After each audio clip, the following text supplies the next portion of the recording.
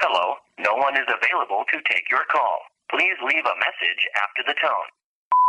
Hey, what's going on, man? It's your boy, Young Don Travius. I want to shout out everybody on the Combat Jack Show and the Loudspeaker Network. You know what I mean? I feel like everybody got podcasts these days, right? So boom, keep this.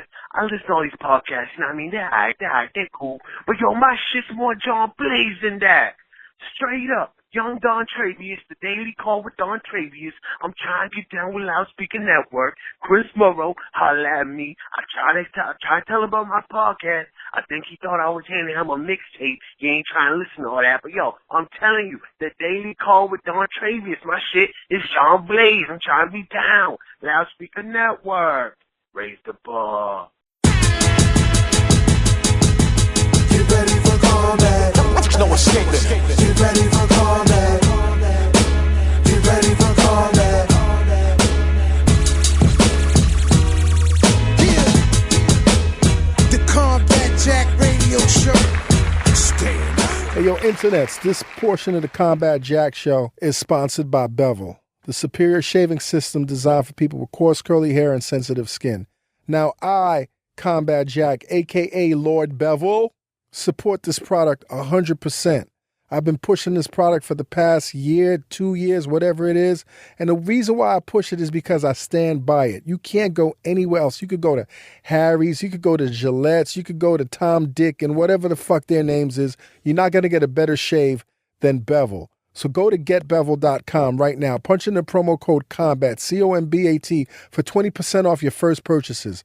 I swear by this, over the holidays, you guys have been hitting us up on Instagram, on Twitter, all on the internet's talking about how amazing your life, your quality of your life has been improved because you or your special loved one bought you a Bevel kit. Go to getbevel.com, punch in promo code COMBAT, and see what all the hype is about because you'll get it and you'll see that there's no hype about it. Getbevel.com. And now back to the show. Hey, yo, internets, you are tuned in to the brand new Combat Jack Show. Brand new year, brand new show. What's up, A-King? How you doing, sir? Happy New Year. Happy New Year. What's up, Mena? What up, yo? Yo, listen, man. Internets, I see y'all on my Instagram and on my Twitter and on my Facebook and on the DMs and it's like, where's Pete? You got to bring Pete back. Where's Pete? Listen, like I said, it's a brand new year. It's a brand new show. Pete is no longer on the Combat Jack Show. Now, y'all niggas is asking me what happened. Nothing happened. Nothing happened. It's a brand new year. It's a brand new show. If you have any more questions, fuck y'all. I'm tired of this shit. I'm not asking you about your chick that left you for that Dominican nigga last year, right? Damn. I'm not in your fucking business. Mind your fucking business and listen to the goddamn show. If not, get the fuck out of here. There's other fucking podcasts you can listen to. All right? Cheers. Number 2, I'm thinking of experimenting with the Combat Jack Show this year. I kind of like being like the sole host right now, but I kind of want to experiment. Let me know how y'all feel about rotating co-hosts. You know, I'm thinking about bringing co-hosts that may have something to do with the guests, you know, just adding a little flavor to it, having like a little round robin with the microphone. What do you think about that, A-King? I love it. Yeah? Yeah, I love it. Why not? You're not just saying that? Nah, I mean, we started out 3, went to 8 or 7. You know what I mean? Or 9. And then people always want that barbershop dialogue. Mm-hmm. And I think this is a good way to have that, you know, by opening up. We've been doing it for so long. We know our reach is pretty dope. You know, we could sit around the round table with, you know, some luminaries and, you know. Internets, listen up. This is year 6. 6, This is year fucking 6. Congratulations. All these, thank you. Congratulations. Mena, what do you think about the round robin of guest hosts? I like it. You got any hints? You know, I got a couple of people in mind. You know, I don't want to name names yet, but I have a couple of co-hosts, like guest co-hosts in mind. What's up, Samir? How you doing, man? I do have somebody that I do want to bring more on as a regular, and I kind of hinted on it on Twitter last week. Mm-hmm. There's this person that I've been following on Twitter for like over a year now. Her name is Genghis Kells with a Z. And she is my favorite person on Twitter. She has been consistently my favorite person on Twitter for the past year and a half. She has her own show with this chick, Sincerely Suave, called Thanks for Asking. Her tweets are the most smartest and succinct. Now, here's the reasons why I'm thinking about bringing her on. Not really as a regular, but more so regular than not. She's a lawyer, as I am. She went to Cornell, as I did. She's also an ex-Marine who went to Afghanistan. So you know she put some hot ones in them niggas' backs. So I need that element. Plus, she's representing the LBGT community. Did I say that right? LBGT? So she's sweets. And she's a creep. Like, she be creeping and lusting on the low, but in plain sight. Or, like, imagine having a chick on the team that's a creep lusting for chicks. Like, how ill is that dynamic? She came to the VS Yacht party. Yes, she came to the VS Yacht party. I thought she was gonna be a little weird because she was part. Yo, she was like the homie. Yeah, and then plus I feel safe with her on the team. Because not only is she gonna fill in, I think. I mean, we gotta test her out. Right. But I think not only is she smart, but she's ready to put a nigga on his back. Black guns matter. Yeah, Like, black guns matter. We don't have no shooter. You ain't no shooter, right, Mena? Niggas think you're a shooter, but you're not a shooter. No, of course. You're not a shooter, A-King. Listen. Let's just proceed with the conversation. I ain't have no fight since it's been over 20 years. We're peaceful people. Yo, imagine having a chick on the team that will push your shit back, motherfuckers. Like I said, it's a brand new year. It's a brand new show. Word. I'm clapping back, niggas, in 2016. Okay. I'm having personal problems. And, I've always been transparent. I don't give you the bullshit. I'm having personal problems. I've been in therapy during these past 2 months. I'm not fucking happy right now. Okay. I've been a good guy for the past 5 years.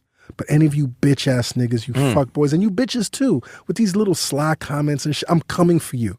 Niggas, I'm coming for y'all. At the end of the year, my goal is to be a bigger, better, gentler Reggie Osei, a happy Combat Jack. But right now, I'm not happy. So fuck all you bitch-ass niggas with your sly shit. We're giving you great content. If you don't like it, get the fuck out of here and go across the street. Right now, the Combat Jack show is bigger than rap. And that's all I'm going to say. Shout out to my niggas from Henny Palooza. I gotta shout them niggas out. Them niggas made my dream come true. When Low Key hit me and said, yo, my G, do you want to co-host with me on stage at Henny Palooza at Webster Hall the day after Christmas? That shit was so lit. Man, you was there. Yeah, yo, shout out to the reggae room. I didn't go to the reggae room.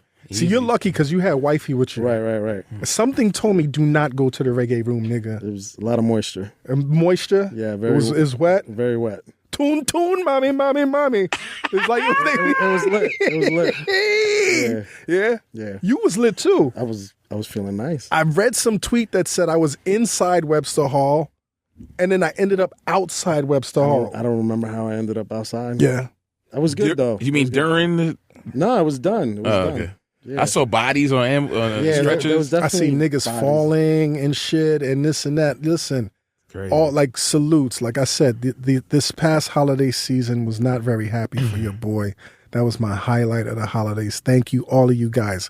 Low Key, Cam, Cass, Chris Styles, everybody else. It's like how many? It's 20. Nick 20. What up, DJ Zeke? DJ Zeke, Mech was killing it. Like Corey Towns and it was shit was crazy. Internets. I'm a proud supporter and endorser of the Henny Palooza. Whenever them niggas come to your town, jump, run, go. Yeah, go there. Go. All right. Last thing. I don't know which one of y'all came up with the Combat Jack Show Hotline Bling. King. You did that. That was I, sir. I. Listen, from now on, we are open to taking your calls. I mean, not live on stage because the engine room studio is not equipped to do that. We're a fucking podcast. We pre-produce this shit. That's right. We're not live, but we're open to taking in your calls. I hear, King, that some of the messages are kind of awesome. Yeah. Call in, man. Leave some messages, and if your shit is off the wall or if your shit is insightful or, inspires thoughts or just some fuckboy shit that we want to bark on you, call this number, 347-746-2080. It's the Combat Jack Show Hotline Bling. Once again, it's 347-746-2080. I don't know where the fuck we're taking this show at the end of this year. Oh, I got an announcement. Okay. I got one more announcement. Yeah. I'm about to partner up with. Fuck, I didn't sign the paperwork yet. Drum roll, please. I didn't sign the paperwork yet, but I'm about to sign some paperwork right now. That's gonna y'all you know what, you nignogs out there don't even understand the scope of this shit. Y'all want to fire little shots and we the best. And listen, y'all nignogs don't understand the scope. Like I'm looking at fucking like geometrical symbols and shit like that when I'm talking about growing this podcast thing exponentially. Do you fucking niggas even understand what exponential means? Keep firing them shots, yo. Keep firing. Keep firing them shots. The Combat Jack Show is bigger than rap. And now let's get on with the show. Bumbleclad. It's a new year. It's a new Combat Jack Show. Hey, yo, Internet, this is your boy Combat Jack. You tune into the Combat Jack Show. Listen, I'm really excited about this current guest on our show. Y'all know how I do, man. Like I said, the Combat Jack Show is bigger than rap. You know, we have a lot of rap artists. We have politicians, we have lawyers, we have social justice warriors, and then sometimes we have the cats that help lay the foundation for what this city is, or specifically what this city used to be. I used to hear this man's name a lot when I was in the industry with regards to the parties and the whole nine. Also, some cats that I knew that kind of ran in the streets used to speak this man's name in hushed tones, man. I just read his book. It's called Peter Shue, The Life of the Party. And let's welcome to the Combat Jack Show, Mr. Peter Shue. What's up, sir? Hey, thank you. Thanks for having me. I'm real happy to be on this show. I heard a lot about it. It's the biggest show in New York right now. And you got me here, so, let's rock. Let's rock, man. Peter, man, congratulations, man. You just completed your full bid of 21 years. Yeah, that's what I did. Fed time. Yep. It wasn't easy either. It wasn't easy, man. How has the world changed for you, man? It's like I'm from another planet, man. Yeah. It's amazing. And it took me a long time to realize I was home and free. I had to get my friends that was really close to me to get me back familiar with what this world is about, I'm still having trouble with phones and computers. Yo, this shit is so fast, right? Yeah. This shit is like Twitter. Yeah. You on Twitter? Twitter, Instagram, Facebook, all that is crazy. Now that shit'll get you in trouble too. Yeah. Like like there's a lot. These chicks is not bashful no more. They coming at me hard, man. They coming at you hard. Man. Be careful because they could see like I read about your girl issues. Like you used to run through them and have issues with your girls. Nigga, don't get caught up with the gram now. Nah, I can't do it now. There's no secrecy no more. So before we could dip and dab, now it's like. Everybody knows your business, Everybody knows your business. So, I'm over that though. I'm on the one lady mission thing. Right. So good for you, man. Like, how does New York feel to you, man? New York is crazy, right? Well, freedom feels good. First of all, let me thank God for that. And but New York is New York, and it's still, the trendsetter. So, it's just more people out here than it was before. You know, we just shut down Times Square trying to find this place, and it felt like this is a weekday. There's millions of people outside. I was like, damn, So it's like, it's something I got to get used to. See how clean the city is right now? Yeah, way better than I would say it's way better. White people in Harlem. White people in Brooklyn. White people in Brooklyn. White people everywhere, man. I got a whole bunch of my buildings, so it's like, wow, what's going on here? Right. So it's cool that they getting along like that. So maybe make a better world. Yo, let's get into the story, man. So you came up in the Bronx, right? Yes, I was from the South Bronx. South Bronx. Now, are you Blasian, man? Is your father Asian? I'm black and Chinese. Black and Chinese. So everybody say I'm Blackanese. Right, Blackanese. Yeah, exactly. My father was Chinese. Okay. So I grew up in the roughest neighborhood you could grow up with at the time, which was Hunts Point. So you had to be tough to survive Hunts Point. Trust me. BX. Now, I read your book, man, and you talked about how in the 80s, man, you was known as being a stick-up kid, man. Well, before I got in the drug game, we was robbing everybody because back in them days we was sniffing coke and all that. So we used to go to the Fever and all that, and so we had to get what we had to do to get what we needed. We just wanted to be fly that night, get the limos for that night, dress that, and had that 125 grams of coke to go in the spot and sniff and hang out with that cocaine, man. Cocaine was beautiful back in the 80s. I keep telling y'all. Hey, listen, internets, I tell y'all. Yeah. I loved coke. Everybody loved cocaine in the 80s. Don't do it now. No, I'm about to say. Don't do it now. Crack messed the things up. Yes. When people was just sniffing was cool because that was an ultimate get high at the time, and you know when you come down though you be depressed, but your head get all heavy, your nose get all dry. Everybody was doing it. You know, you go to a party, they got cocoa in the ashtrays. Yep. You just dip and put it in your bag. You know exactly. So like, what was the name of your crew, man? Well, I don't have a crew. I have a family. They all coming to Peter Shue. You know, so everybody would not. We wasn't no gang. We was family. We all raised together. So even when I had my friends from different brothers, we was all raised together. So we knew of each other, and we was all like gunslingers. So everybody had respect for us. Just like the old cowboy days where they was talking about the when they exploit the white people, Jesse James and you know these type of dudes. That was us. You know, we was. Y'all was the new wild bunch. We was not the wild bunch. We was just somebody you didn't want to mess with, to disrespect another. But we had respect for the neighborhood, and we was like, if anything, we was like Robin Hood, right? Because we robbed from the rich and we give to the poor, right. So that's what we was doing. But we all was gunslingers back in the day. What was your tool of choice, man? Well, I mean, I started out with 38 long. Damn. You know, because I was a little kid, about 12, 13 years old. I started at 38 Where does long. a 12, 13-year-old kid get a 38 long, my nigga? I stole mine from my father. Damn, your father was wild like that? Yeah, my father, every man in my family was a gangster, so it was in our blood. So, I got 38 long, none of the kids in the neighborhood, parents want me to mess with them. So I went and messed with them. I used to have to stay away until, I did a good thing one day on when we had a block party, and this gang came on the block and tried to disrespect the block, and I put all that to rest. And then the kid's mother was like, "Yo, you can play with our kids, but just don't bring your gun to the house." So that's how it was, when we was growing up. Now, growing up, man, was y'all fearless? Because I read about how not only was y'all robbing niggas that was shining, man, but y'all was robbing drug niggas too, man. We was hitting everybody, and it's a funny thing, because I ran into some whole head. I don't want to say their names. That was very legit drug dealers. And when I got to the feds, and when I reminded them who I was from back in the day, they was laughing. They said, "Boy, we try to get your ass," because they tried to get us one night at the Apollo, and they got a couple of us. They missed me and my cousin. So and then we retaliated. It was a back and forth thing, but it's just that was my old days. And when I came home I stopped getting high before I went to jail on my state case, and I did 4 years. So when I came home, that was it, and that's where the book starts from when I come home from the state. Now, before we go into the first bid that you did, man, one of the things that was crazy is because y'all was so known that, like you said, people was retaliating, and they started really catching a lot of members of your crew out there. They definitely caught a few of us, and God bless the dead. I missed them, and guys slipped and they slept, and but me, I was always taught to be, my friends used to say I was paranoid at times, but I always was on point. So I was a harder target to get than other people, not to say I can't get got, because it's really on guard. And I'm thank God for that, because, a 357 missed me like about a half an inch from my head before. So, Where was you at? I was probably uptown in the Bronx when that happened. Right. Then one time they tried to get me, and I had to jump fences like, what's the guy, the track star?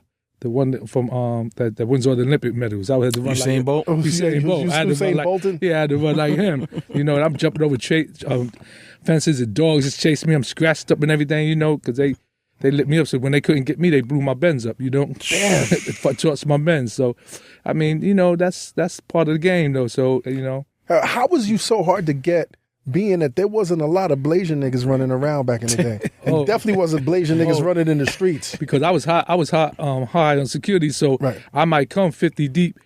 50 deep? 50 deep outside. They might be outside. The young brothers that just like to smoke blunts and stuff, I got them outside. They holding us down. Then I going with my crew. That might be 25 or 30 people. We go in there and we strap. So we going in there, and so we well protected.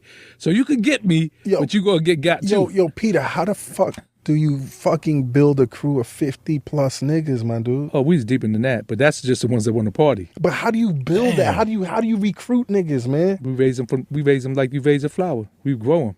So that's why nobody never told on me for my crew.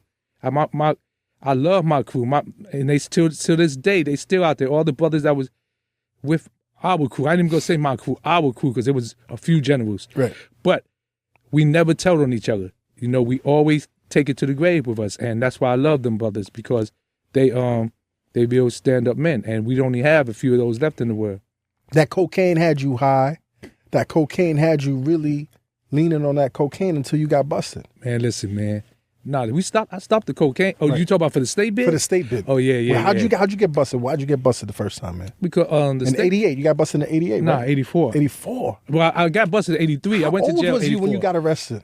20-something years old. 20-something years old. Yeah, so what it was, right, the state case, I ended up doing 4 years, but the dude that set up the robbery, he ended up telling on me. Okay. So, because they seen his car, so, I ended up doing, I did, tell nobody else. I went to jail and did my 4 years, came home from that, and then I got into my next life. Well, what the fuck was y'all about to rob? We robbed some people that owed money, Okay. and they Owed y'all or somebody else? they owed somebody else, but we Right. got a percentage of it. Right. But what happened, I can't say none of this in Of court. course. I don't never cop out. I went to trial, lost trial. But the whole thing is, I don't tell on nothing. So that's the way we was taught.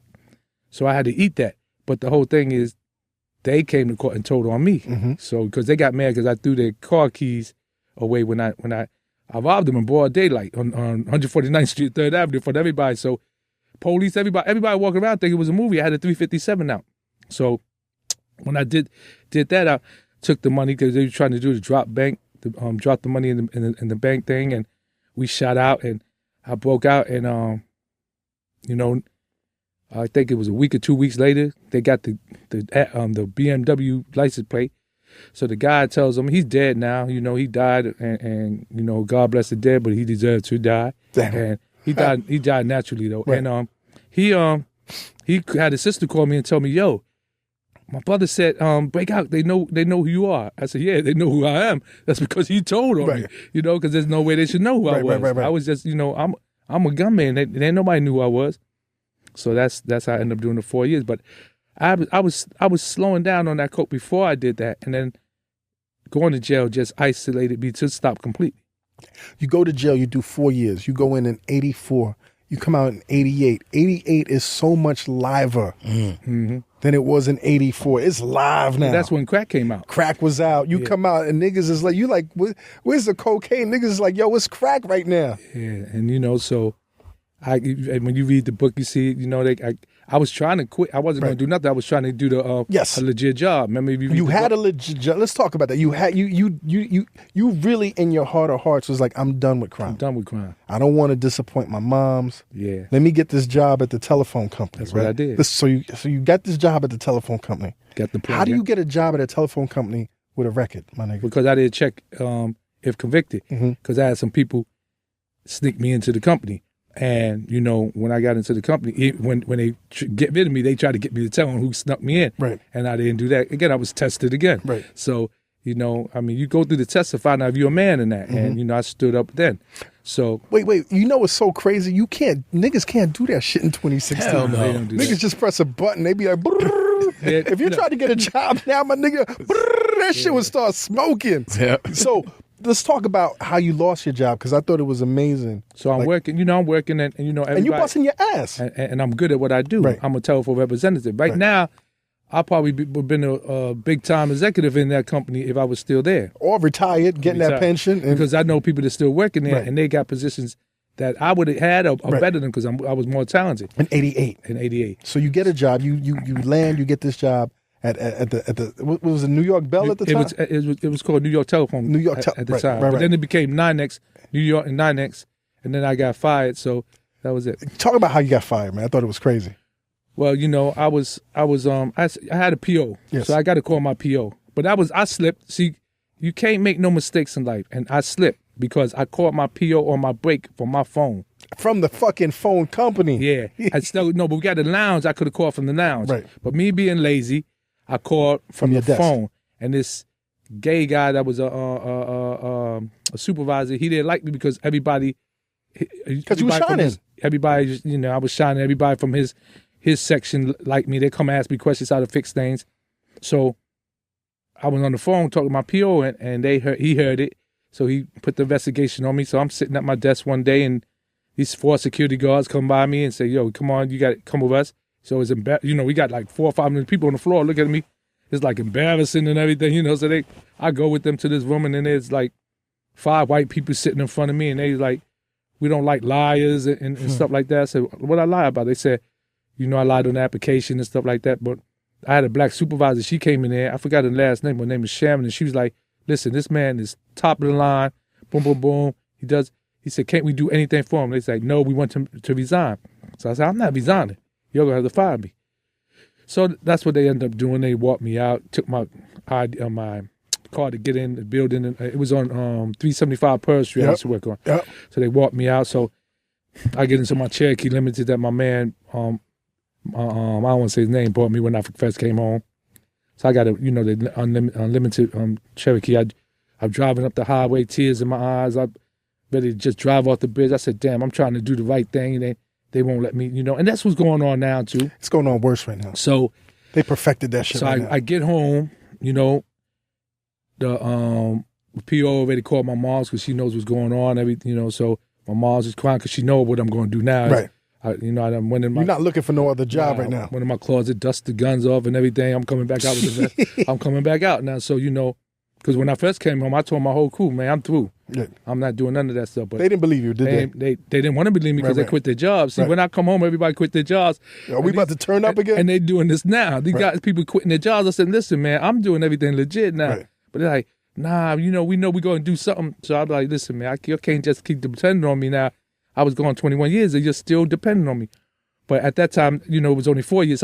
They quit their jobs and, we got rocking again. So that was good. But it's crazy. I would never work again. You talk about when you got home the first time, your man gave you a package. Yeah. And what was the same when they bought me a Jeep. Yeah. What was that package, man? It was a key of coke. A key of cocaine. You get home after getting fired. You're like, oh shit, I got a key. I thought it was a gun. You thought it was a gun. So you didn't even open up the. But it was a weird smell coming from the closet, right? Yeah. But I didn't think it was a coke. So I opened up the bag, the package, and it was a gun. I mean, it was a coke, key of coke. So I was like, wow. So when I spoke to him, he said, shh, all you gotta do is cook it and get things rocking. So I cooked it, but I fucked it up. You wasn't good at I wasn't good at that. That. He showed me how to do it on the phone, but it didn't go through right. So I just barely made the money back that it cost. That first batch of crack was I bust weak. the whole thing. Right. So I ended up getting me a professional cook after that. So then we started rocking and doing our thing. So that's how it came about. And you're in the game now, selling drugs. Yeah.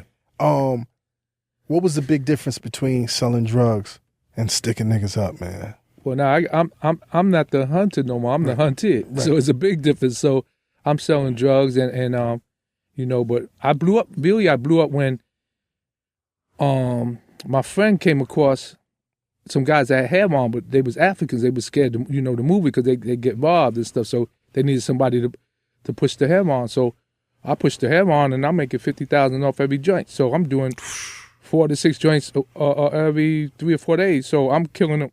So I blew up on that first. So wait, how much is that a month, man? Oh man, I can't calculate. I don't calculate money. I just spend it. Yo, so you came home and all of a sudden now you making $50,000 a pop. Yeah.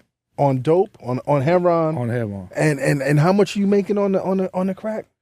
Well, it depends on how much you was able to what you call it? Right.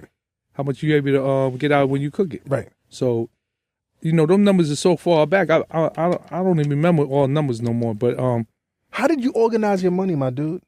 Well, at one time I was running around with $500,000, $1 million a day, and cash? And I said, damn, I gotta put people down with me because I've been there. I know what it is. It sticks, so that somebody gonna get me. Right. You know what I'm saying? So I started putting my people down. And you wasn't putting your shit in the. You couldn't put that shit in the bank. Nah. We was putting them. We had places we put in stash our money and stuff like that. But did you ever have a bank account though? Yeah, I had a legal business. Right.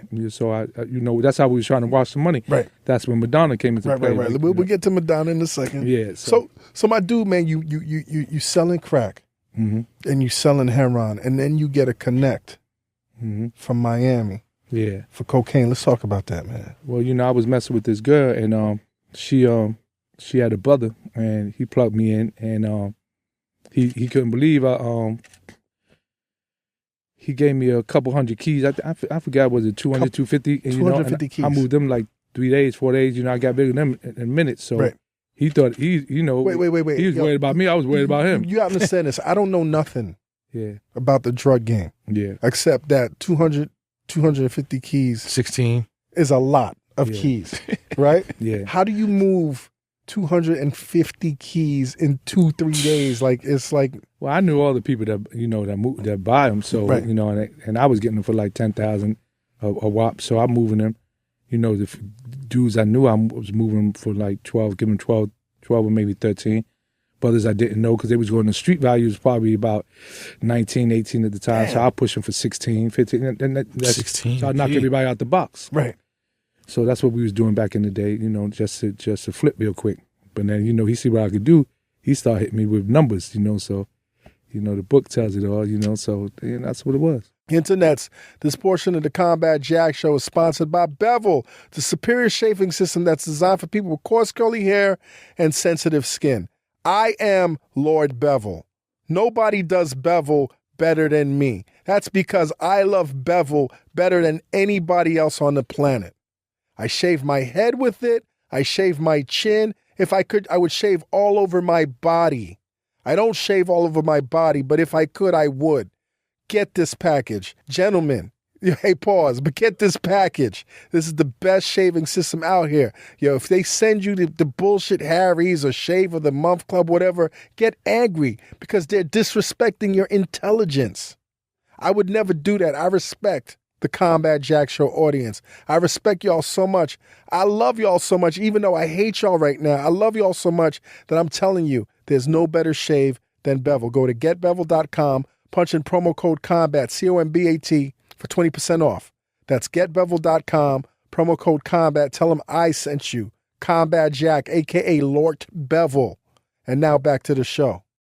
People talk about when they're in the drug game, when they're selling drugs, it's not only the user that's addicted, it's the seller. How addictive, man, is it selling drugs, man? But it ain't really about the addiction of selling drugs. It's what you have a value, the women, the cars, the clothes. You be like right now, I'm going and closing shops down and spending $50,000 to $100,000 clothing wise, and we going to gambling spots and losing $50,000, $100,000 in casinos, and they giving us a prostitute and a suite and champagne all night. So it's just the life you have when you have money. So you be able to buy everything and do everything, and all the girls. And it's easy. It's easy. The money is easy. Man, I remember one time I came out the bathroom, right, and I hear these girls talking. So they talking about these are some high roller girls who they bad. So they talking about like, yo, he's green. They pointing at dudes saying they green, meaning they got money. So I'm laughing. I come out the door. So I said, so how much? They said, ooh, we didn't know you was in there. I said, well, how green am I? She said, you real green. So I started laughing, So that was it. It's not about the excitement about selling drugs, because really I got tired of that. It's just the what you have when you have the money to do what you want. And right. Fly, we going to Vegas, we going to the Soul Train Awards, we going to all the fights and hanging out with all the I'm in clubs with Robert De Niro, Woody Harrelson, Wesley Snipes and stuff, and I'm holding my own. Right. People wonder who I am. I got the biggest table in the joint. Oakley used to get mad. How he get this table? Charles Oakley? Yeah, that's my man. Yeah. I love that brother. And, I got an 8-seater. They got a spoofs with 6-seaters and stuff, but I got all the, I'm buying all the Cristal at the time. Right. So, they call me, will you come in? And that was like a place that all the celebrities go to, like the China Club. It was like, It was called Chaz and Wilson's, but it was better than I remember the China Chaz Club. and Wilson's, yeah. That's where I used to go on Sunday nights. So I'm coming in there and they rolling out the red carpet for me, but I went from a drug dealer thinking I was a celebrity because I throw in the parties and everybody think I'm a celebrity and they treat me like, one time this guy came up with me and said, listen, I got to have a picture so I could give to my daughter. And I was like looking at him like, I'm looking around like somebody's playing a prank on me, but he was serious. And he said, my daughter's in love with you, man. I said, how old's your daughter? He said, 9 years old. She's crazy, but I took the picture and stuff like that. And then when I was on the video shows like dance tracks and music video bots and stuff, everybody started thinking I was a celebrity. So, we having the parties. And the parties came because I just wanted to have one party for my birthday. Let's go back to that, man. You're making this money. Yeah. You have access to all of these spots. Mm-hmm. You're rubbing shoulders with the Robert De Niro's and the Mike Tysons and the Puffies and the whoever. Yeah. And then you decide at a certain point, I want to start throwing parties. I'm tired of going to Bentley's, the other niggas' parties. Yeah. I'm tired of going to Silver Shadows and Leviticus and all these other spots that was popping. I want to start throwing my own party. So let's talk about the first party you threw, man, or the first party you promoted. Well, my birthday was coming up and everybody was like, yo, let's throw a party. I was like, man, I ain't throwing no party. We have a party, we go away. They was like, nah, just one time, let's throw a party. So I started thinking, I said, well, if I'm going to throw a party, I'm going to make it like, I used to watch some shows, Dynasty in Dallas, and them white people dress up nice. So I said, well, I thought when it's going to be, I'm going to do it like that. And I threw a black tie affair, and can't get in without some hard bottoms. Everybody came in, and they was fly. I'm talking about everybody was a celebrity for that night. I don't care. They could have had a dime when they left that spot, but all the girls and everything looked gorgeous that night. And like I said, a party that I threw wouldn't have been a party if it wasn't for my fan base, and I love that they would come out and support me. But they looked good that night. Like your first party, you actually had celebrities. Who was some of the Keith Sweat? Keith Sweat was one of the Keith Sweat in Touch. In Touch, they were the main. They was the main acts. But who was it? Who showed up there? Like who was the cast? That was your first party. Everybody showed up. All the people that you talk about that you interviewed was there. Right. Wendy Williams, Russell Simmons, all of them used to come. Wendy Williams used to host my party. Really? So all of them used to come, and Puffy, but Puffy wasn't big then. He was just coming out, and I like to give a shout out to him too because I'm proud of his success, and he's a great man in the industry, and he deserves everything he got. And I'd like to thank him and Jada's Kids for putting me on this song while Old Man Wildin'. They just came out, and I got a lot of love and respect for them. All right. So you start throwing these parties, man, and you realize, you know what? I like this. It's like you said, somebody came up to you and asked you for an autograph, not because of your street fame, but because of the fame you got from the parties. So now I'm thinking, I'm thinking I'm a celebrity because people come out to me, and it's funny. I told Kyle the other day, this is a real story. I'm getting on the train yesterday, the day before, and a guy in the booth recognizes me, and this is on Everything I Love. He comes out of his booth to talk to me, tells me how he used to come to my parties back in the day and all that, and he got a lot of love and respect for me, and he read my book, and so I'm saying, okay. He said, so I tried to pay to go with it. He said, no, your money no good here. Damn, your celebrity status is still there. So he on the train, and he buzzed me in, and then when I got on the train, before the door, he runs over and gives me the number and says, "Man, call me, man. Let me know when you're doing the event and stuff." And people looking at me like, "Who the hell is this guy on the train?" And I'm like, all shy now. I put my hand down. Yeah, ain't nobody. And I was like, "Wow, this is crazy." So that's how I was back in the day with me. I go somewhere, everybody come at me, and the little kids love me because I used to sponsor their tournaments, and I had the teams in the Ruckers. Yeah, I want to get to the Rucker too, man. Yo, Peter, hold on. I got to go back though, man. It seemed like you the cat that never rode the train. I never rode the train. Ever rode the train? Not ever? Nah. When's the first time you was on the train, man? Since I got home? Yeah. Oh, wow. I've been taking the train. Because I don't have a driver's license now. Right. So my friends don't drive me around. Sometimes they're busy. I'll take the train. The parking is hella harder than it was in the 80s and the 90s. And I took a train with my girl the first time, and she killed me on the train because she's getting us stuck in the doors and everything. It's all embarrassing because I don't know, I'm not used to this stuff no more. So nigga, move, get out the way. Everybody, she's making me laugh. She thinks it's funny, but I'm embarrassed. Right. Man, I'm not taking the more train. Yo, it's crazy how hard it is if you never rode the train to know how to ride the train. And you said 20 years ago, right? That's when 21. 21 years. That was probably right before the transition with the MetroCard. The MetroCard, we had tokens. Yeah, I don't know nothing about no MetroCards. Wow. So that was crazy. I'm swiping, it's not going through. I'm like, oh, man. But she taught me into taking the train because I was taking cabs. You know what's crazy, man? Right now, they could track you with the MetroCards. Oh yeah? Yeah, they could track where you've been and everything, man. Man, it's crazy. Man, listen, I don't see how nobody does crime right now. Yo, in 2016, my dude, it's crazy. It's like the whole world's like what you used to see in them TV movies. That's futuristic. 1984, yeah, exactly. But like you talk about, man, like some of the people that really supported you back in the day, some of the people that you really thought was stand-up cats, like Heavy D. Oh, love them. One of R.I.P. Heavy D, MC Hammer, brothers like that was always real. I mean, you couldn't tell they had money in that. They was always real. And I was very hurt when I heard Heavy D pass away when I was locked up. Good dude. And tears came to my eyes because he was such a good brother, and he showed me so much love when I was home. And I got videos where he said I would never come to a party but a Peter Shue party. And that touched my heart. And MC Hammer, real good brother. He hung out a couple of times, and me and him had a good time. So, you had guys like that. And then, because they didn't carry themselves like their status was. They carried themselves like normal human beings. And that's how I am. You know, at my parties, I would treat you like, if you ain't having a good time, I'm going to come over there and make sure you have a good time. Right. I don't care if you fat, ugly, whatever. I'm going to come over and make sure you have a good time. You know? Now you live in this high life, and you crossing the lines now between celebrity and the streets, but you still got that temper. Yeah. Like whenever somebody fucks with you. And there's this one part, told you about it? where you talk about this ill, crazy gunfight in these Brooklyn projects, man. What was that about, man? Well, you know, it wasn't really in Brooklyn projects, but I always changed the places up and stuff like that. But, you know, it was something that had to be done. And, you know, I never send my people nowhere where I don't go, because that's why I'm very loved and respect, because if something's going to happen to you, it's going to happen to me too. Right. And there's times where I stood in front of people that was going to get shot and could have got killed, and they'll tell you about that. And there was times, and, you know, so many incidents. People got so many incidents that I ran into since I've been home. Like one bouncer from Bentley's, he said, "Peter, I'll never forget the time where these guys was going to do something to me, and you pushed through the crowd and said, excuse me, and I stood next to him. I said, what's going on? And they said, you know, he said, yo, these dudes give 8. It was like 8 or 9 of them. I said, well, I opened my jacket, and I had my Glock. And I was like, well, I said, who wants to get hurt first? And, you know, they backed up and they walked away.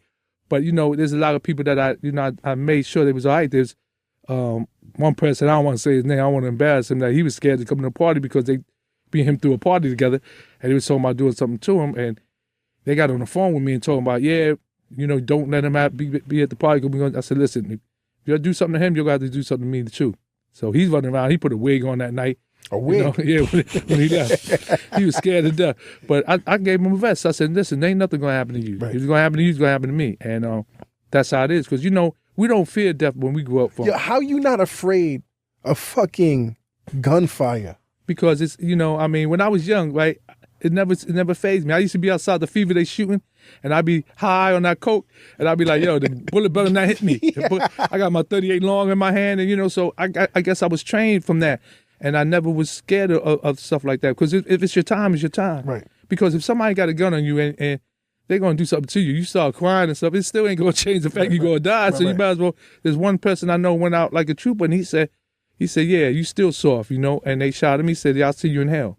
Damn. You know, so I like to say that I'm from that same mold. Right. You know, so. Like even when you got shot, you got popped in the arm, right? Yeah, they shot me. In the gun, don't that shit hurt, my nigga? Yeah, well, you don't feel it at first, you know, but I was. And that adrenaline is running? I was more scared that my gun jammed on me than anything, because I had a Luger Tech or something like that. They was corny guns, and the joint jammed on me. So if my man don't come back and save me, I wouldn't be here today.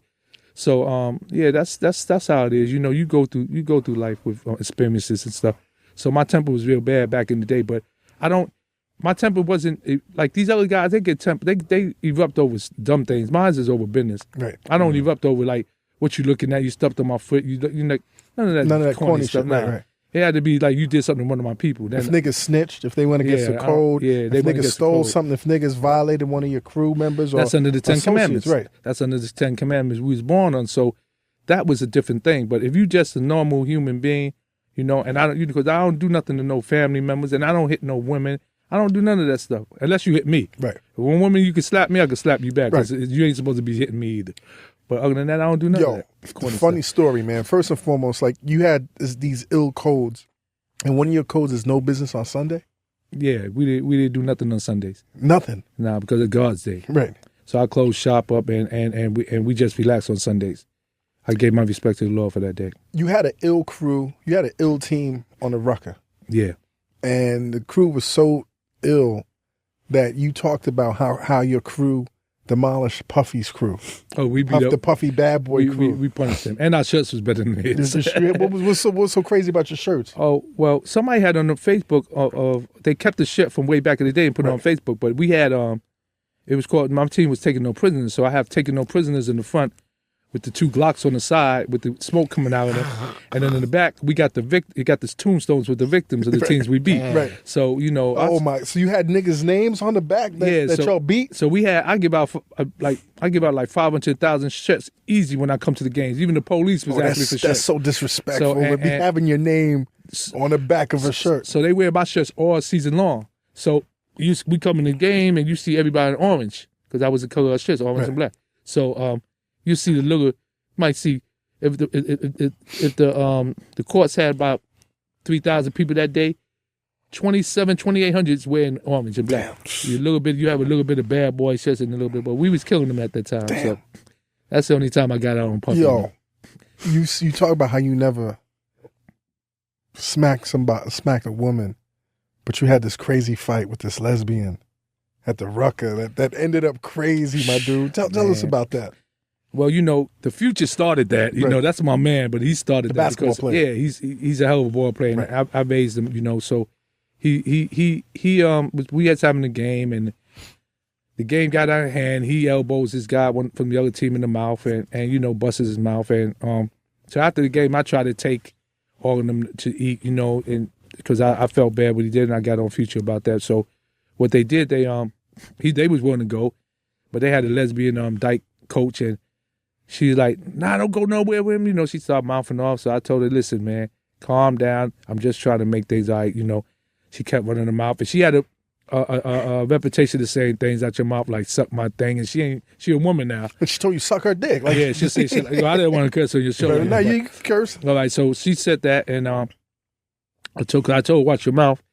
What you say to me? And she said something, so I slapped the daylights out of her, and she fell on the ground. But since she had these toy boys come out, and one of them pulled a gun out on me, and at the Rucker. Yeah, so my man, was niggas just watching? Was niggas ducking? No. Nobody ducked because it happened so fast. Because first it was a fight. Dudes was fighting first. Right. But this guy pulled a gun out on me. So when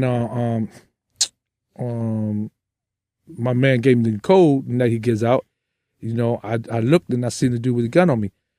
So gun pointed at you. Yeah. So I said, I lift my shirt up and said, go ahead, take your best shot. So I'm walking towards him. He gets scared and runs. You knew he was scared. Well, you can see in the eyes that somebody want to do something to you, but I see that he was scared and I was scared, so we both scared. Right. I don't want to get shot and he don't want to shoot me.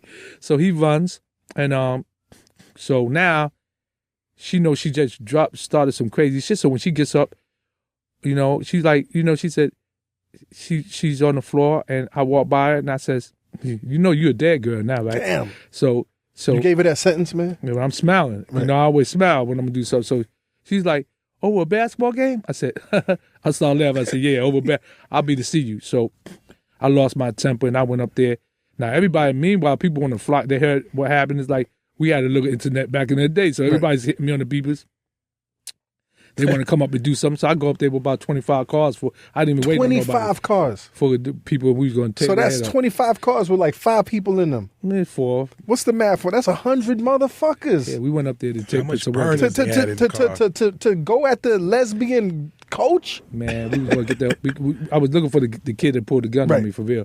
So when we went up there and one of my friends, he messed it up because he tipped the hand that we was coming through, but because we got stopped at the light, and that's what saved them. And when we got up there and start pulling out and stuff, TNT was across the street, so they bum rushed us.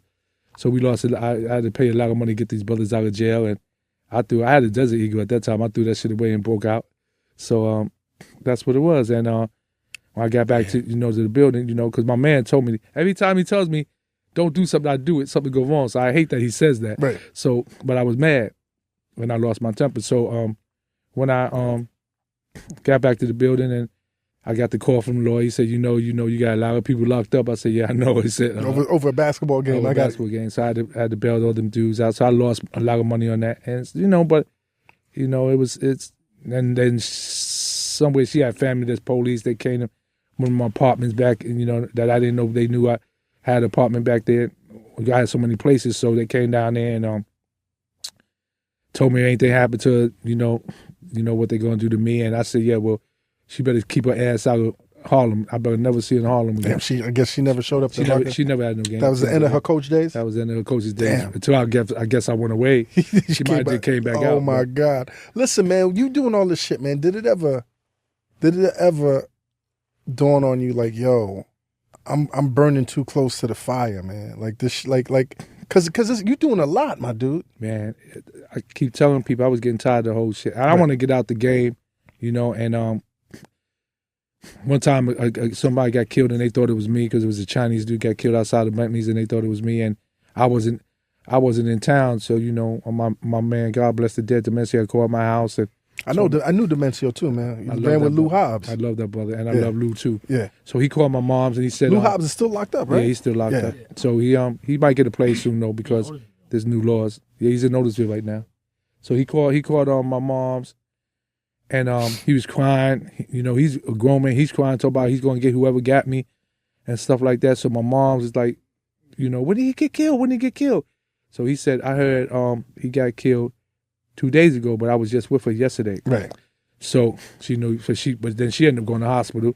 Then my girl at the time went to the hospital. They went to 2 different hospitals because they thought I died.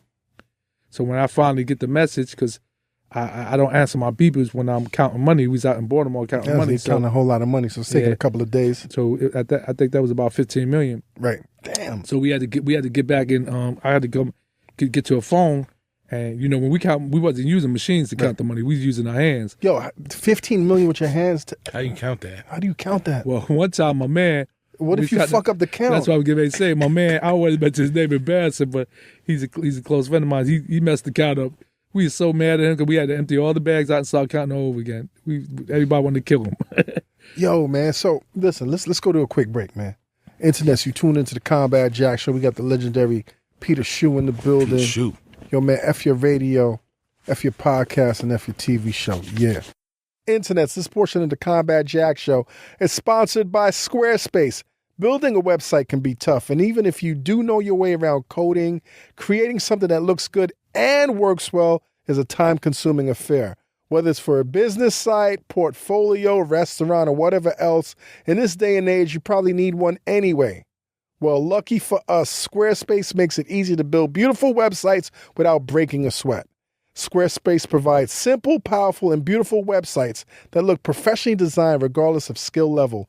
No coding required. Listen, internets, I'm using Squarespace my own damn self right now to rebuild and revitalize the CombatJackShow.com because right now there is no CombatJackShow.com and I sound like a goddamn idiot promoting Squarespace. So I said, let me use Squarespace to put our shit back on the map.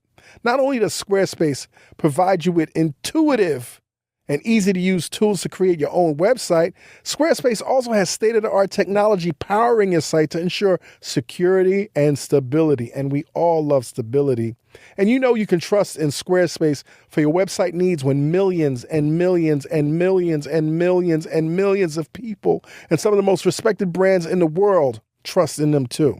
Seriously, you can't beat the ease and simplicity of Squarespace. Squarespace gives you 24/7 online support and a beautiful website. What the fuck are you waiting for? Start a trial with no credit card required and start building your ill website today. When you decide to sign up for Squarespace, make sure to use the offer code COMBAT, COMBAT, to get 10% off your first purchase and to show your support for the Combat Jack Show. We thank Squarespace for their support of the Combat Jack Show, and we thank you for your support of Squarespace. Squarespace. Build it beautiful. And now back to the show. Internets, you tune into the Combat Jack Show, the CombatJackShow.com, and we got these street stories, man. That's crazy with the legendary Peter Shue in the building. Peter, man, you trying to go legit, right? Because the pressure is high, man. You know that there's only 2 things that can happen to you, man. You can get killed, you can go to jail. Mm. How focused was you to get out the game, man? And you throwing parties. You got a legitimate business that generates, at least to the outside world, a lot of money. But like I was telling you before the break, when I went to see my mother and my girl in the hospital, they both was crying. They both wanted me to get out the game. They went to the hospital because they thought you was dead. Yeah, they got sick. Right. So when I come in, I drive back to New York, and I'm driving back in one of them fast cars. He was talking about NSX, and I got back, and I went to the hospital. My mother was in bad shape, and my sister came out and told me, "Yo, you killing Mom," So I brushed her aside, went in there. She was crying. I said, "Mom, I'm alive. Ain't nothing wrong with me." She was like, "I want you to stop this." So I said, "Yo, I'm gonna get out the game. This was my last year," and I promised that to my girl too. So when I went to see her in the hospital, because they in 2 different hospitals, and when I went to see her, she was bugging out too. So I said, "Yeah, I'm gonna quit." So I was trying to go legit and that's where, I try to get my money washed and cleaned up, and we're going to go do movies and music and get in a music game because Suge Knight wanted us to be the East Coast Death Row at one time too because we had a good team out here and a lot of times back in the day people thought the East Coast was soft because the people we had running the music business wasn't gangsters. So the West Coast was gangsters. So they misjudged us and they was trying to lean on a lot of New York. They was trying to lean on the East Coast brothers, which I kept a lot of them from being leaned on because a lot of them, and I'm not gonna put no names out there again, but when they was being pressed by Suge Knight and people like that, I put a stop to it. I know Suge was trying to lean on Russell, trying to lean on Andre. I heard he smacked the shit out of Andre. Harrell. There's a lot of people that he was smacking coming at. But my thing is, he wasn't going to do that to none of us. Right. And, he knew that. But he respected us because of who we was. And, the whole thing is our team was very, very strong and, nobody's going to come at us like that. Yeah. So we it made sense for y'all to have your own label. We became cool. Right. Yeah, we was going to start that up. We became cool and we get ready to start that up. And so y'all was going to be the East Coast. I remember they was talk about Death Row East. The East, Death Row East. That was going to be us. Right. Wow. Me and my man Chaz from Black Hand Productions. Chaz, I represented Chaz. Great man. Yeah. Great man. Chaz has been on the show. Yeah, I speak to one him. of my best episodes. I speak to him all the time. Yeah. Great man. Yeah. That's Chaz is the cat that internets that represented 50 Cent. He managed Foxy Brown and one of the best Combat Jack show episodes ever. There's a Death Row East chain that Pac was wearing at one time. Oh, yeah. It's kind of like symbolic of the union that you guys were trying to create on this side. Me and Chaz was going to do a record company together before I went to jail, so that's how close me and Chaz is. That's all I'm going to say. But Chaz is a great man. Right. Big D is another great man. Big D, damn official. That's my brother, and he's the father. He's the godfather of my son, and I give a shout out to them too today. And we was all going to come together and do that, and things ain't work out. I went to jail. Suge went to jail. Shit just went kaboom. Yo, before you went to jail, man, it's crazy because a big part of your story turns into like how you ended up with Madonna. Oh well, how like you talk about being out, and Madonna would see you, and would kind of try to get your attention. But if what happened, she used to always see me and look at me and send somebody over to me. But this one time, I think this was Chaz's birthday. I'm trying to remember. I think it was Chaz's birthday. We was in a party celebrating around the corner from Chaz and Wilson at the Crane Club. Crane Club, damn. And I like to say I think it was his birthday, but I went around the corner because it was too crowded. So I go in Chaz and Wilson's, and I'm at the bar. All these young girls trying to get at me, and I'm chilling. And this guy came over and he said, "Yo, Madonna want to meet you." And I said, I tell Madonna I like my women black like my coffee. Yeah, you didn't like white women. You don't like white women. No, I was just joking. Right. I was just joking around. So, but you really didn't have a preference. You had a preference for black women, right? Well, I grew up with black and Spanish girls. So my fiance is Dominican. So I have a preference for Dominicans. Right. So that's what I got to say that so she don't kill me. Yeah. So I went to the I went back to talking to the girls, and she came over and tapped me on my shoulder. She said she felt offended because that was a racial statement. So I said I was just joking. I apologize. She really took that offensively? Yeah. So I said I apologize. And you're not starstruck that this is Madonna that's flirting with you, man? Nah, we get money too, so we didn't care about her. So that's crazy though. So she brought me over to a table, and me and her saw. She said, "Come have a drink." When we was drinking, and then she gave me her beeper number. That's the day we was doing beepers then. And I gave her my beeper number, and so she kisses me on my cheek and she breaks out. And she said, "Come take me out sometime." I said, "All right." Damn. So I go back to the party, and they acted wild and stuff, and I got all my friends in there, and somebody shoots up in the air, and everybody drunk. So the girl I was going to try to take off, I ain't gonna say her name, but I couldn't take off. So we could come outside. I'm mad as hell now because I ain't got no girl to go home with. So I get on my beeper go off. So my beeper is a 212 area code. So I say, "Who the hell is this?" So I call, and it's Madonna. So she's like, where you at? I said, "I'm still in front of the She said, "What you doing?" I said, "I ain't doing nothing." So she's only about maybe 6 or 7 blocks away. So she's on Central Park West at the time. So I drive down there, go up in the loft, and when she opens the door, she got a see-through negligee on. So man. you know the rest. So that was it. That was the start of my downfall because I started knocking the snow bunny off, and she ended up setting me up. But I'm taking it everywhere. I got a video done in Harlem. I didn't show. You took it to the Rucker. Took it to the Ruckers. Like you really legitimizing Madonna's street cred at the time. Yeah, and then my girl found out I was with at the time, and everything went haywire, and but at the I was supposed to go in to do the video with Madonna. Right. I think I was getting like 150,000. What song was this? The Secret. The Secret. So and you were supposed to be in that video. If you look at the video, it's a guy that looked like me. There's another Blasian dude in there that was supposed to be. So I was supposed to be in that video. Right. But when my girl found out about Madonna, I'm trying to patch shit up. So I took her to Aruba and St. Martin's back to back. And she's still crying down there. So I ended up cutting her off. And I came back to the middle of the video, and Madonna's mad at me. She mad at you. Like you got your girl mad at Madonna. Madonna mad at you. So you know what I said in the end? Fuck it. Right. Wake out. Right. I don't need none of y'all. So I ended up doing. You were supposed to get 150,000. Yeah, to be in the video. Yeah. Now, is it crazy, man, that you doing all this crazy shit, man, in the street, and you get offered to be in the video? Didn't you feel hesitant about doing that shit? Well, it's like I was going to do it because on the strength that I'm trying to get out the game. Right. 150,000 mean nothing. They ain't gonna buy our bullets. They don't pay for our bullets. You said they don't pay for your bullets. Nah, we don't care about the 150,000. But my team. My family wanted me to, to get with her to wash her money. To legitimize your money. I said, okay. How much money are you worth right now, man? Back then? Back then? I don't know.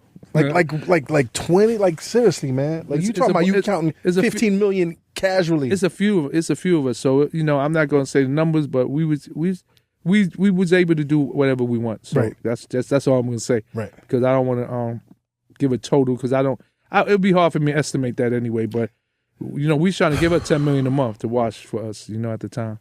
Yo, so she it's crazy. You the first time you and Madonna link up, she's hooked. Yeah, she's sending you tickets to Paris. You like I'm not going to Paris. She tried to get me to go to Paris. Right. Right? She's sending me her underwear and she get on the plane, take her underwear off, and send somebody. Drop the underwear off to my house. How that thing smell? It smelled good. She had perfume and everything on it, and so she's a clean woman. She's clean and everything. So Madonna's booty juice is official. Yeah, she's she's all right, but she's her breast is fake, but at the time, but everything else was legit. She got nice legs, but she runs, she works out. Are you bugging out though? Like I'm with Madonna. No, it mean nothing to me. Really? Listen, I had one time Janet tried to bring me on stage, but I had my gun on me, so I couldn't go on stage. Everybody laughing at me in the garden, because everybody know me. So it's like, yo, you scared? You scared? My man was like, why you ain't going on stage? I said, man, I got my gun on me. If she grabbed that and we danced, everybody called the security on me. So I said, everybody see me on stage. 10,000 people to see me on stage. I ain't going on stage. You fly down to Miami. She starts flying you around in her jet, right? Yeah, that's when I started getting used to the private jets. Right. Then we started paying for it. She did the first couple of trips. Then we started paying. How much is a flight on a private jet, man? Oh man, it's been so long I can't remember. Right. Like I said, I don't. If you got to ask how much it costs, you can't afford it. Right. So I never asked how much nothing costs. Yo, I can't imagine how much money you was getting because you can't even remember how much shit cost. Nah, we don't remember prices. Right. My man always told me, Big D, if you got to ask how much it costs, you can't afford it. And I always stuck by that because he's very wise. Right. So you go down. She introduces you to the nightlife in Miami. She introduces you to Gianni Versace. She's really introducing you to this whole situation, man. Like this whole different life, and you see the light at the end of the tunnel. I could legitimize my shit. Yeah, she wanted me to buy the house in between her and Sylvester Stallone at the time.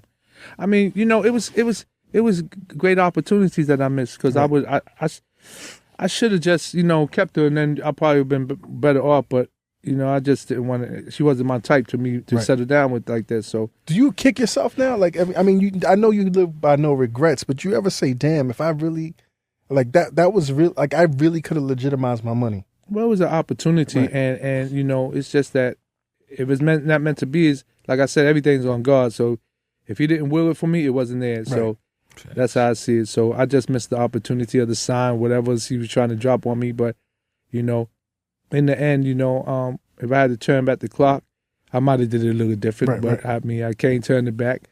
So I got. And here you are today, man. Yeah, I am today. Yo, you told her what you did, and she knew. Like she knew you was a street guy. She knew I was a street guy. Right. And did you talk to her about like, can you help me with this money? Yeah, I told her I want to get out the game. Can Right. you help me? And she said I'm gonna think about things, and she's gonna find something, find ways to get me out. Right. So I felt that she was on the up and up. And then eventually it was her housekeeper. Like, tell us about the housekeeper. No, I wasn't the housekeeper. But- This is a lady called Arlene Brickman. Okay. Arlene Brickman was working for the government forever. She was a paid informant. Right. So she got a book out called Mob Girls, and she, I don't know if she's dead by now, but she's an older lady. I mean, I'm not gonna say I hope she is, but Right. I won't cry if she is. Right. But she had a book out called Mob Girls, and she was setting up all the mafia dudes and stuff like that. So she's the one that she put on me to. She was She working put her with on me to Madonna. set up. Well, Madonna, she was trying to get Madonna to play her in her movie Mob Girls, Right. And the book to Okay. be in the movie Mob Girls. And Madonna connected you with her. Madonna connected me with her. And then she's the one that set you up with the feds. Mm-hmm. And let's talk about She that. came man. to try and testify. But was she the one that set that deal up? Who's the one that set up that deal? That deal that got you busted? Arlene Brickman. She set you up. Yeah. And you talk about the setup, man. You talk about how she was really pushing this deal Yeah. to buy some coke, Some coke, yeah. from Colombians? No, from Italians. From Italians. From Italians. And everything told you this wasn't a good move. It took a long time for them to get me to go. I went. I had to wait till there was a drought, and my people ain't come through with nothing. So I said, my people kept crying to me about not having nothing on the street. So I end up getting sucked into going to get this from strangers and stuff like that. But like I said, I should have known better. And my man told me don't go, and I still went. It's just me. I don't fear nothing, so I just went and took care of it. But it was a setup. 30 Fed agents surrounded you. 30 cars of Fed agents. Damn. It wasn't 30. They came at me like I was like Escobar. So Right. they got me, and That shit was all in the press. yeah, and the all whole over the nine. place, all on the newspapers. Now, this is what I don't understand, Pete. Like, you're in trial, and they offer you a plea. Mhm. If you pled guilty, they would have given you 4 years. No, that's after this. I had 2 hung juries. Okay, you had 2 hung juries. after- You got. Hung juries mean nobody win, nobody lose. Right, so they right. kept taking me back, and Are you locked up because you were viewed? yeah, they wouldn't give me no bail. Right. So I went. I couldn't get no bail, and they're not going to get me to talk on nobody. So they wouldn't budge on the bail. So my last cop out was 5 years, but I knew if I take cop out for 5, what they was going to do, they was going to throw the drugs out, hit me with the gun, Right. which is cool. But then I could be charged for the drugs later on another case, Right. which cases was coming behind mine. So I had to be smart. A lot of people didn't realize that, but I knew they was coming with something else afterwards. So another one of my friends got knocked off later on. They set my name.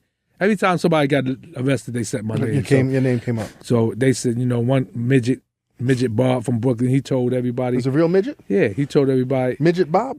He told everybody on the case 9 years later, on my friend's case, that they was getting the cocaine from me since 1980. Damn, also, niggas is lying on you. So I had to go to his trial, Right.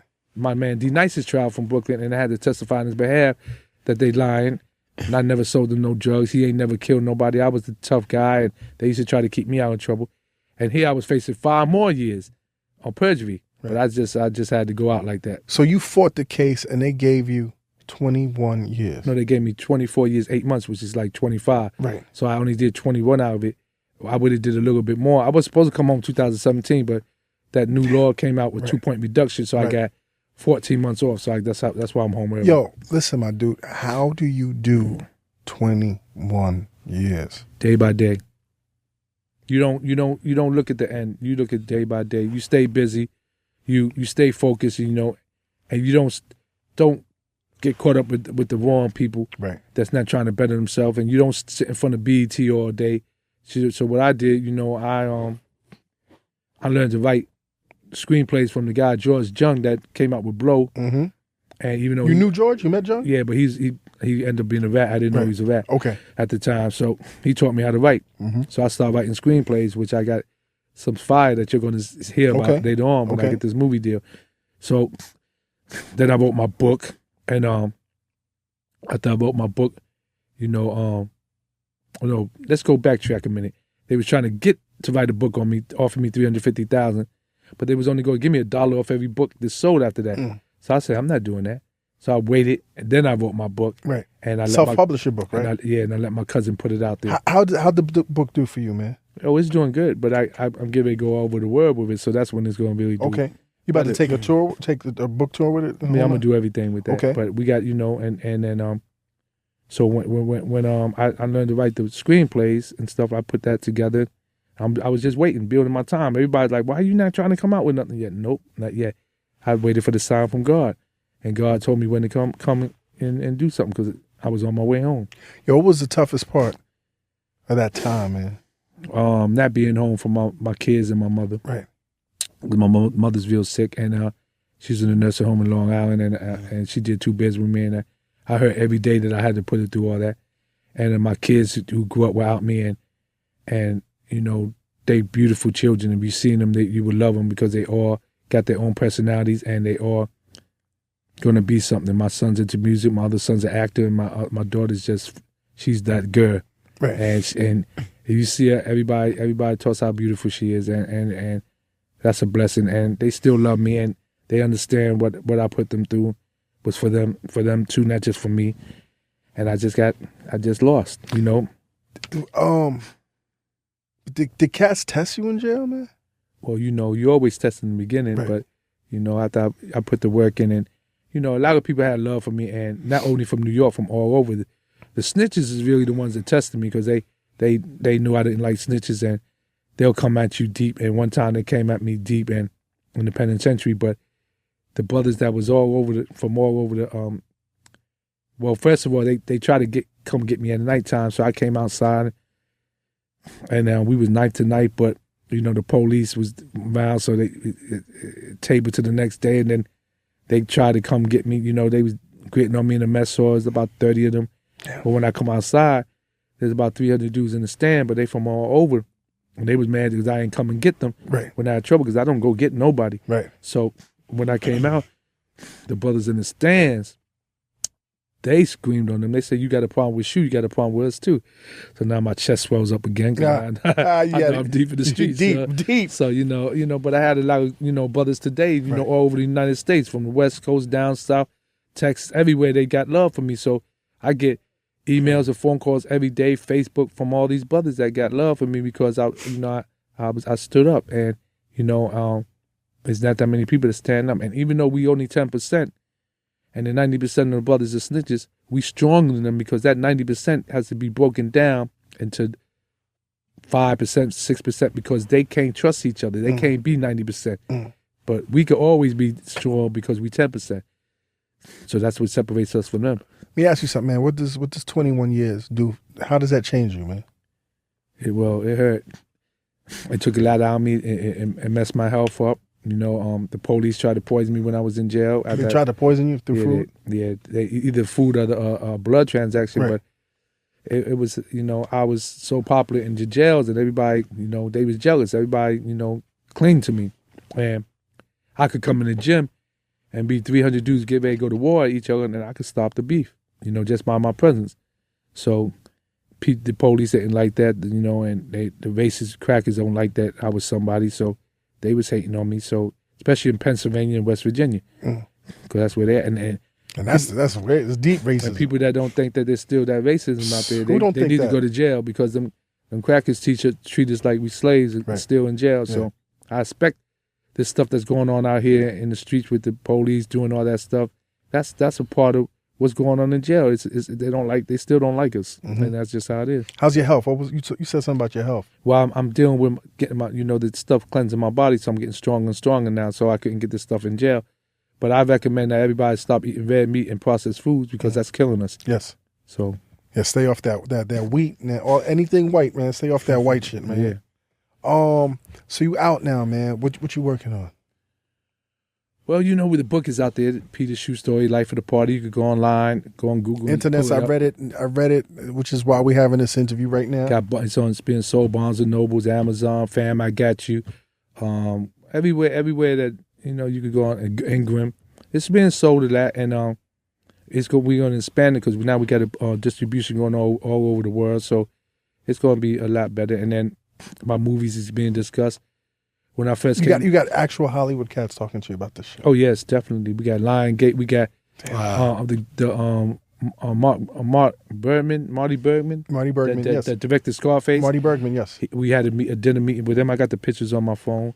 We had a Brett Bedell that started a lot of people. I worked out of his office back in the day. He's got.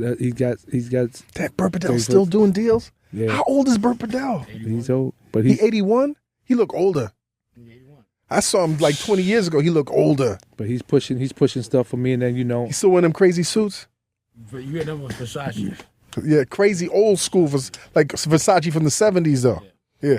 My man said. I gotta get Burt Bedell on the show, man. I'm gonna get Burt Bedell on the show. Get him on the show. Yeah, I'm gonna get him on the show. But 50 Cent is looking at our stuff. I got to get with Jay-Z soon, and nice. It's just a lot of love I'm getting out there, and like I said, Puffy and them did the song and put my name in it, and I got love for all them brothers because they successful brothers that I knew when we was growing up, and I'm glad that they did good. And I got one of my family members right here, ABS, and he's got this song out now called the Bronx Anthem, and you can hear it on YouTube and stuff. He's the hottest thing out there now in the Bronx, so you'll need to catch up with him. I got Kyle Dawson with me now for Murder Inc. And yeah, I'm just gonna say 4 Grammys. Do I need to say more? He got 4 Grammys. He's working with me now. We partners on things, and we bring him a lot of entertainment. He's getting ready to do something with Dina Howard, bring her back to life.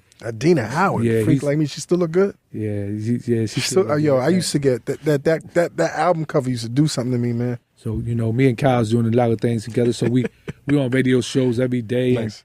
You're on the Combat Jack show today. Yeah. Let me ask you one question, man. I know there's a good percentage of my listeners that are gonna be like, "Yo, Combat, you got this cat on your show, glorifying the streets and the violence and the drugs," and they're gonna come at me and be like, "Yo, what's up? Like this? What do you say to that, man?" Well, look, I'm not glorifying it. I don't, the kids out there look up to the Peter Shues, the Rick Rosses, good brothers, all good, the Jay-Z's, the Puffies. But you got to understand, right? They need to just find themselves within themselves and do things that's going to make them, right? Because in jail, you got all these dudes in BET, they want to be rappers and actors and singers. How many people going to do that? Get something that you really, really know you have talent to do. If you're going to be a bricklayer, be the best at what you do, but like I tell everybody, the reason the kids is coming out here now unbalanced is because the parents, right, got to get them back into religion. I don't care what religion you into. You got to learn what the Bible, the Quran and stuff saying, because they all say the same thing about love and respect and stuff. So if you get your kids into that, they won't do it as bad as they was doing when they come to. Show me the Burt Bedell picture. Yeah. Yeah, when it comes to going out there just taking somebody's life over something stupid, you get more of a blessing and a good feeling. Try it just one day. Go out there, help an old lady up the steps, feed somebody that needs food, talk to one of them children that have been child molested and be there for them. When you go home, the feeling you get is so much better than going out there shooting somebody over something stupid. So I don't want nobody to be like me. Right. I want you to be like yourself. Any regrets, man? Any regrets from that shit, man? But before I get to the regrets, yeah. But if you get caught doing something, don't tell on nobody. Just take your weight and go in there and do your time. You know what I'm saying? Because my son in Atlanta, he got caught on a case. When they brought him in, he said something that made me so proud of him. I wanted to cry because he said they tried to get him to tell. He said, "Man, we don't tell in my family." He said, "I don't care what you do." He said, "My father don't tell. He's doing 25 years, Peter Shue." So they didn't know who I was down there. So he said, "And I don't care what you'll do to me. I'm gonna end up being with him anyway, even though he's gonna get a state case. It was a gun case." Right. So he's all right now. Yeah, he's home now. But he just made me proud of him, so proud of him that he followed my formula. even though I wasn't there to teach him the formula. Right. Now, Are you upset that he's trying to follow your footsteps, though? No, because now he's back on the right track. He's doing acting. Nice. You know, he got caught up in the wrong place at the wrong time. But he wasn't, you know, like me, I was embedded in that type of life. He was just one night thing. You know how you do a one night stupid thing. He did something stupid. And you know, yeah, so he did something dumb. Yeah. But as my regrets, the regrets is, you know, that, you know, I didn't be here for my kids. I wasn't here for my mother like I should have been. And, you know, I hate that she's in the nursing home right now. And I'm in the process. I'm going to get out of that nursing home if I could get her a little bit healthier. So, you know, all my goals is to get my people back the way they're supposed to be. And not just my immediate family, my close friends that's in jail or doing bad. I want to get them back right. And the 10%, the brothers that I did time with are in the street that didn't tell and just need a boost. I'm going to get everybody back to where they're comfortable because, you know, New York is us. And I felt I was the king of New York. You know, a lot of people thought I was. Yeah, I was from 88 to 95. But I felt they took my title like they took Mike's, and I want my title back. But I want it back in a legit way now to where I'm helping people, and we so strong legally that, you know, the crackers can't mess with us no more. You come home to money, man? Well, we doing something. That's all I'm saying. Good. You know, we doing something. Good. But the whole thing is, I'm just, again, want to give a shout out to all the people that supported me, all the people that that's been since I came home that came to make sure I was right, like Craze and Mackenzie and Bam. All these brothers came right to me, and Audi Rob, all of them came to me right when I got home. And these are the brothers that, you know, show their love to me, and I got love for them for showing me their love. And and Divine. So, you know, but you're gonna hear a lot of things going on now because you know, our team is really, really nice. You know, crazy. And me and Kyle Dawson's gonna do a lot together. Okay. And like I tell everybody, when you walk outside and the building's shaking, don't think it's an earthquake. Don't think it's ISIS. Right. You know, it ain't the World Trade again. It's us coming through because we coming through hard. Yeah. Last question, man. Why do you think Madonna would set you up, man? You know, because I didn't give her what she wanted. You know, and which was what, man? She wanted that commitment. She wanted to have a child by me. When I used to make love to her, she put her legs up, want the stuff to drop down in her so she could get pregnant. Man. So, you know, that's how committed she was to that. And, you know, Madonna's a woman just like any other woman. If you scorn them, they'll do dumb things. Right. I done seen girls have no fury. Girls will call their police on you and then regret it after they do it, you know, and say he's got a gun in his Madonna was scorned. Yeah, at that time, I think so. And I don't have no regrets over her. Have you spoken to her since? No, she wouldn't talk to me. Right. Because she set me up. Right. If you could speak to her, what would you tell her, man? You know, God forgave me, so I gotta forgive her. Right. Now, would I hang out with her? No. No, I wouldn't do that. That would look crazy. No, I wouldn't. That would look corny, Peter. But that would look so corny right now. I forgive her because God forgave me, and you know, and if you don't follow the Lord's way, then you ain't gonna have no good luck. And so you gotta have that faith. And when I first went to jail, I want to tear her out the frame. So really, would you try to put that paper on her head? Man, I wish I could. And the guys that came to trial, there was a couple of guys, suckers that came to trial and told on me too. I would have got them too. Right. But I don't have no. Have you forgiven everybody that got you in? Yeah, I know where they are. I know where Rodney Stokes is. He was, AKA Little Man, AKA Kareem. He was one Yusef or whatever. He's one of the people that told on me. I know where Eric Barber is from Baltimore, Maryland. He's one of the people that told on me. I don't care about them no more. Just don't come around me. I don't want to. What about Midget Bob? Midget Bob didn't get me indicted. Though. Okay, but he's still a snake. Right. But I don't care about him. Right. All them dudes that told, they got to live with that. Yeah, they got to deal. Within themselves because a lot of dudes that told they going through hell because dudes don't respect them no more. I think Midget Bob is a snake. Niggas is calling him Midget Bob. Yeah, but they say he's still out there in Brooklyn. So. Yeah. I don't know, how they do this. That's what kills me. Before you cut me off, this is what I want to tell you. Yes, sir. The question that bothers me is, How do all these snitches that come home, they get movie deals, people give them money and stuff like that. The stand-up dudes come home, we don't get nothing. You know what it is, we man? got to grind. Y'all really live that life, man, and y'all really know the code. Like I said, I don't know nothing about that, so yeah. I got to take what somebody says at face value. You know what I'm saying? I don't know when these cats is talking to me if they snitches or if they. I mean, I'm understanding your story. You definitely held it down, but a lot of us don't know. A lot of us that don't know that code don't know these niggas. Well, man. look at all the movies that came out. The Black Mass, snitch. Frank Lucas, snitch. Paid in Full, snitches. Except for what's his name? Rich Porter, good man, great man. Am I missing anybody? Any of the movies? ABS? There's you know, all these movies about Goodfellas. All these movies about snitches. You got so many guys that you could do movies over. Forget me. You ain't even got to mention me. Because everybody Donnie says Brasco. Everybody says I was in the top 5 of gangsters all time in New York. I don't believe that. But if that's what y'all want to say, run with it. Yes, sir. But you got I know good guys in jail, right? I want to give praises to them and hope they catch a break because they got life. But Guy Fisher is a great man. Guy Fisher had a piece of the parlor at one time. People don't even know that. Bill Underwood had New Edition, Slave, and somebody else. I know his daughter's really working to get him out because of who Guy or Underwood? Underwood. Underwood is a great man. He in Raybrook. Yeah, he's in Raybrook now. But they all did time with me. They all great men. They all stand-up dudes. And if I could do anything for them, I would do. There you go. You see what I'm saying? Listen, Peter, man, I really appreciate you coming down here, man, and sharing your story. Internets, Peter Shue, The Life of the Party. His book is available online. I purchased it on iTunes. I mean on what is it? iTunes. I bought it on. I have it on the app. iTunes Store. I got an iTunes Apple, Store. It's all everywhere. Google Play. It's an interesting story, man. If the life of everybody reads it, loves it.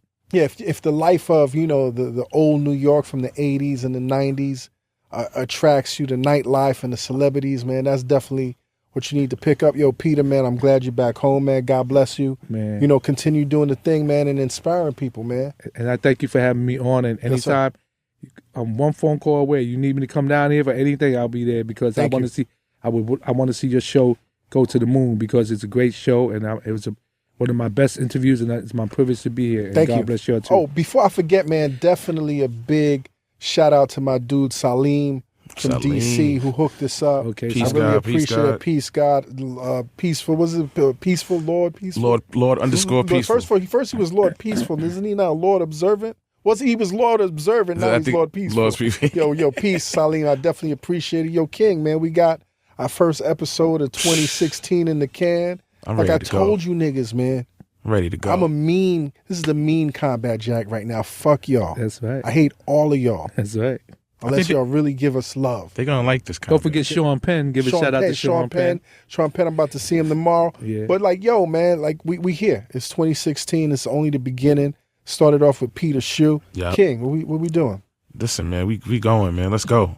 And before we go, you remember to get me back on there once I get this movie contract. Yes, sir. Oh, right. We'll definitely have you on. And internets, like you know what it is, man. Dream those dreams, then glow up and live those dreams. Because a life without dreams is black and white, and the universe flows in technicolor and surround sound. Illuminati!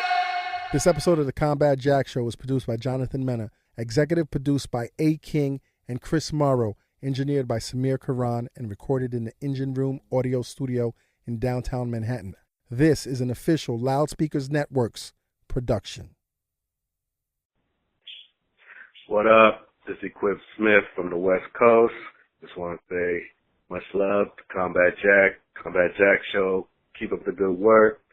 Y'all had a great 2015. Keep raising the bar, and we appreciate that. Appreciate it on the commutes. And that's about it. Peace. Yo, what up, Combat? It's Matt Kelly checking in from San Francisco. I just want to say I love the show. I listen to you guys. I drive to Sacramento all the time, back and forth between San Francisco and Sacramento, so I always listen to your shows. The only gripe I got is who the fuck is doing your audio on some of these shows. It'll be so quiet, and I'll turn my shit up. Then all of a sudden, Combat comes in, blah, yelling on the whole shit, fucking blows my whole system out. It's lit. Yo, Combat Jack, keep building what you're doing, brother. We love the show out here in South Carolina. Pound age old. We always respect the game. We respect the culture. We respect the insight that you bring. We're looking to see Damon Dash on there one more time. I think he's by far best guess. But keep doing your thing, man.